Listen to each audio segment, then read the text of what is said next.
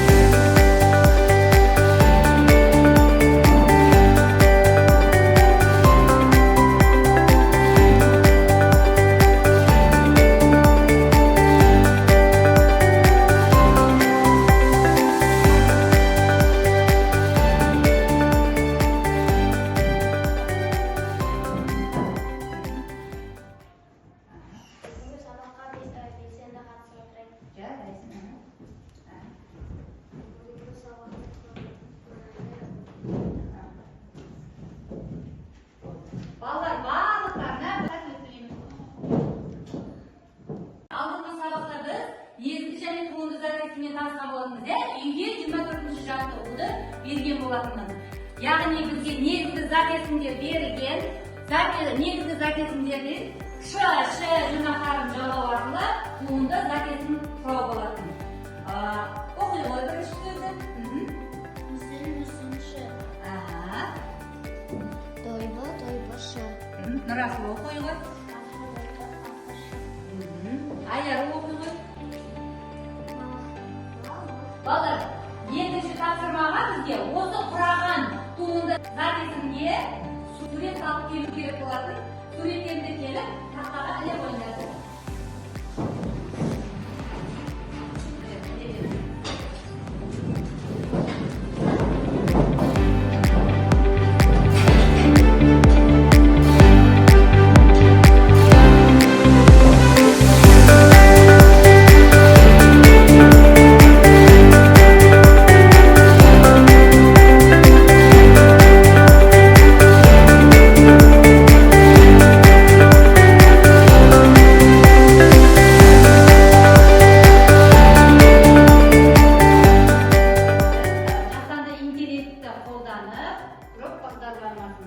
Жандандырдым, қараңдаршы.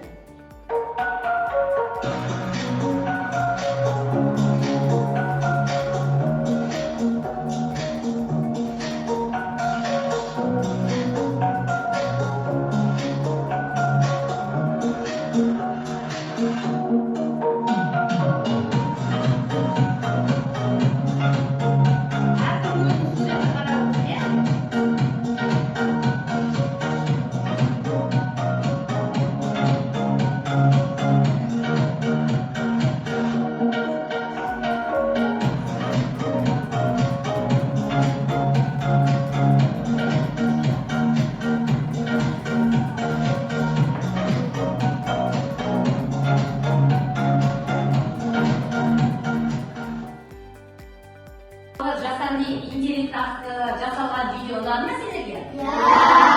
Олай болса балалар өткен сабақты қайталау мақсатында біз күннің көзін ашатын боламыз. Қай үйрекшақты кім таңдайды? Аяру. 6-шы үйрекшақ. Туынды закесін дегенді не? Туынды закесін дегенді түбі сөзге жұмыс жағалма арқылы жасалған закесінде туынды закесін. Жарайды. Нұрмұхамед. 3. Сан есімнің сұрақтарын айт. Сан есім неше, қанша, нешінші деген сұрақтар. Сұраққа жауап береді. Дәйек. 2. Екі. Сан есім деген сұрақтар.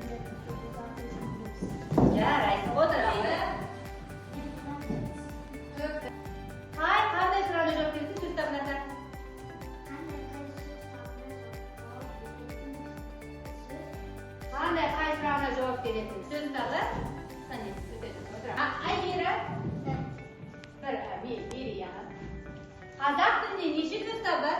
қазақ тілінде 9 сөз бар. Өте жақсы. Нұрасыл. Жалпы есімдер дегеніміз не? Мысал келтір. Жалпы есім адамға су, қала аттарына қосылған аттарды жалпы есім. Қандай мысалы? Мысалы, Сұрақтарға өте дұрыс жауап бердіңдер. Олай болса күннің көзін ашайық балалар.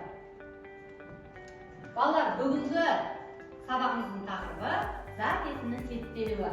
Сабақтың мақсаты зат есімнің септіктерін, атын, сұрақтарын және жалғауларын білетін боламыз. Оқулықтағы 26-шы жаттығуға қарайықшы. Бұл жерде не берілген бізге? Облыстарына мәтін беріпті. Олай болса осы мәтінді жасанды интеллект арқылы жасалған видеомен тамашалаңыздар. Табиғаттағы өзгерістердің барлығы табиғат құбылыстары деп аталады. Жер бетіндегі ауаның бір жерден екінші жерге ауысуы жел деп аталады. Жер бетінен ауа жоғары көтеріліп, салқындап, шоғырланып, бұлтқа айналады. Бұлтты құрайтын ұсақ тамшылар бірігіп, жерге жаңбыр болып жауады. Қыста биіктегі су тамшылары қатып, мұз түйіршігін түзеді. Олар жабысып, қарға айналады. Жер бетіндегі ауаның бір жерден екінші жерге ауысуы кезінде су тамшылары бір-біріне үйкеліп электрленеді. Оң және теріс зарядтар бір бұлт пен екінші бұлттың арасына, бұлт пен жердің арасына таралады. Жер бетінде электр ағыны пайда болады. Ол бізге найзағай түрінде көрінеді. Септік жалғаулары туралы мәліметті бейне жазбадан тамашалаймыз. Сөйлемдегі сөздерді бір-бірімен байланыстыру үшін Жалғанатын жалғауларды септік жалғаулары деп атайды. Қазақ тілінде 7 септік бар. Зат есімнің септік жалғаулары арқылы өзгеруін зат есімнің септелуі дейді. Атау септігі кім, не деген сұрақтарға жауап береді. Атау септігінде сөздер сөйлемде негізінен бастауыш болады. Әлік септігі кімнің, ненің сұрағына жауап береді. Жалғаулары нын, нін, дын, дін, тың, тін. Барс септігі кімге, неге, қайда сұрағына жауап береді. Жалғаулары ға, ге, қа, ке. Табыс септігі сұрағы кімді, нені. Жалғаулары н, н, д, т, т. Жатыс септігі сұрағы кімде, неде. Жалғаулары да, де, та, те. Шығыс септігі сұрағы кімнен, неден. Жалғаулары нан, нен, дан, ден, тан, тен. Көмектес септігі сұрағы кіммен, немен. Жалғауы мен, бен, пен. Септік жалғаулары туралы мәліметті түсіндік та? Олай болса, студенттік топтың жұмыстар арқылы нәтиже. Бірінші топ. Бір қалам, бір жазу әдісі арқылы 27-ші жаттығуға берген тапсырманы орындайсыздар.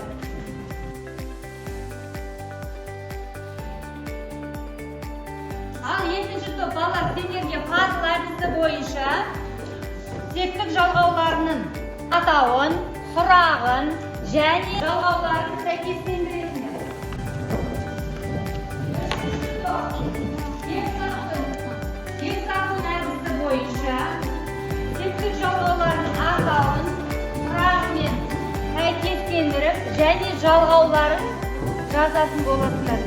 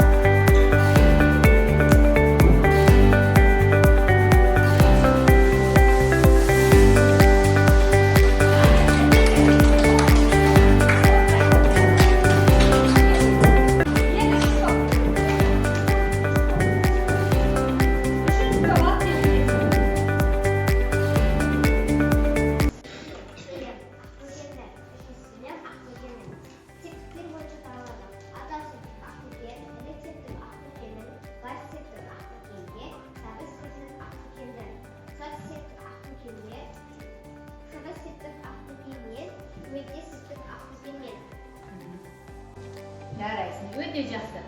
Отыра қойыңдар. Топ мүшелеріне әрқайсысына бір балдан таратып бер топын. Сендерге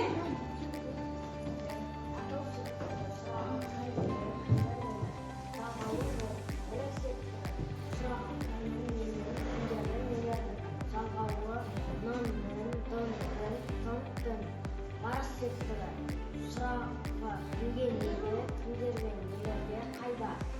Жалғауы үшінші топтың тапсырмасы бізде гексагон әдісі бойынша. Ал қалай қыладыңдар?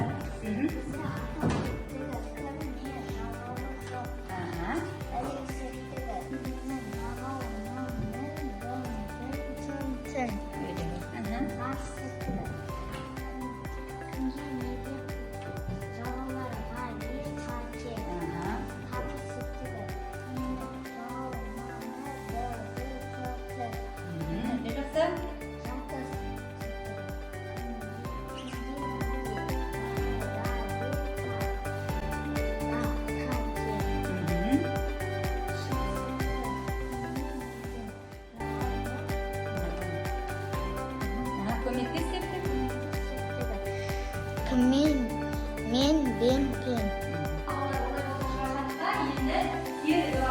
Сендерге сиқырлы текше арқылы табиғат құбылыстарының атаулары берілген зат есімдер, соларды сендер жеңіл септікте кестеге толтырасыңдар. Әр топқа жеке-жеке сиқырлы текше беріледі.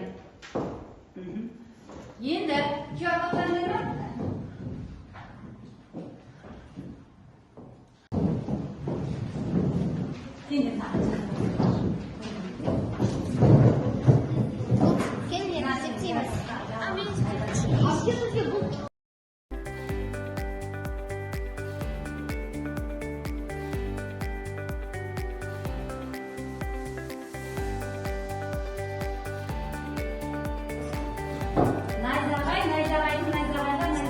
өте тамаша. Жарайсыңдар. Бізде келесі тапсырма, жұптық тапсырма. Бұл жерде кесте берген, кестенің ішінен септеулі тұрған,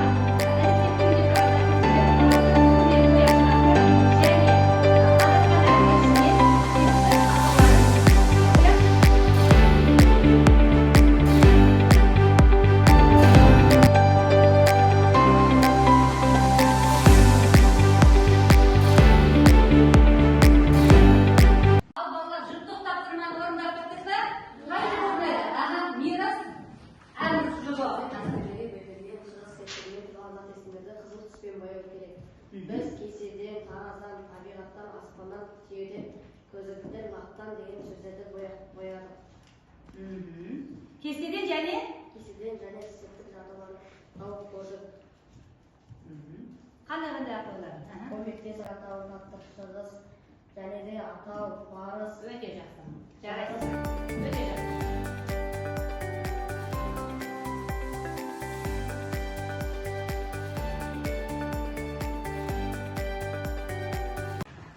Жеке жұмысқа оқулықтағы 29-ші жаттығудағы сөздерді септеп жазамыз.